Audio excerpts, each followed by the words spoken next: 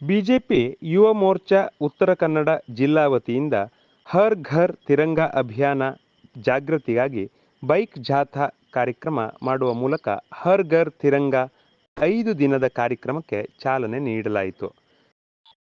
ಹರ್ ಘರ್ ತಿರಂಗ ಅಭಿಯಾನ ಜಾಗೃತಿಗಾಗಿ ಹೊನ್ನಾವರದಲ್ಲಿ ಇಂದು ಭಾನುವಾರದಂದು ಬಿಜೆಪಿ ಉತ್ತರ ಕನ್ನಡ ಜಿಲ್ಲಾ ಯುವ ಮೋರ್ಚಾ ಹಾಗೂ ಹೊನ್ನಾವರ ಮಂಡಲದ ವತಿಯಿಂದ ನಗರದ ಪ್ರಮುಖ ರಸ್ತೆಗಳಲ್ಲಿ ಬೈಕ್ ಜಾಥಾ ನಡೆಯಿತು.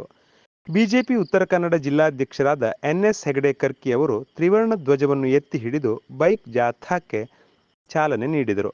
ನಂತರ ಅವರು ಮಾತನಾಡಿ, ಪ್ರತಿಯೊಬ್ಬರೂ ತಮ್ಮ ತಮ್ಮ ಮನೆಗಳ ಮೇಲೆ ತ್ರಿವರ್ಣ ಧ್ವಜವನ್ನು ಹಾರಿಸಬೇಕು ಎಂಬ ಉದ್ದೇಶದಿಂದ ಆಗಸ್ಟ್ 13ರ ಬೆಳಿಗ್ಗೆಯಿಂದಲೇ ಧ್ವಜ ಹಾರಿಸಲು ಅನುವು ಮಾಡಿಕೊಡಲಾಗಿದೆ. ಸ್ವಾತಂತ್ರ್ಯ ಹೋರಾಟಗಾರರ ಮಹಾಪುರುಷರ ಪುತ್ಥಳಿ ಸ್ವಚ್ಛತೆ, ಮಾಲಾರ್ಪಣೆ ಮಾಡಿ ಗೌರವ ಸಲ್ಲಿಸುವ ಕೆಲಸ ಮಾಡಲು ಯೋಜನೆ ರೂಪಿಸಿದ್ದೇವೆ.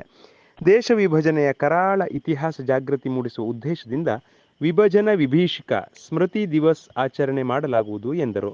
ಪಟ್ಟಣದ ಶರಾವತಿ ವೃತ್ತದಿಂದ ಹೊರಟ ಬೈಕ್ ಜಾಥಾ ನಗರದ ಪ್ರಮುಖ ಬೀದಿಗಳಲ್ಲಿ ಸಂಚರಿಸಿತು. ಜಾಥಾದಲ್ಲಿ ಪಾಲ್ಗೊಂಡ ಪ್ರಮುಖರು ತ್ರಿವರ್ಣ ಧ್ವಜವನ್ನು ಹಾರಿಸುತ್ತಾ ಭಾರತ ಮಾತೆಗೆ ಜಯಘೋಷ ಕೂಗುತ್ತಾ ಸಾಗಿದರು.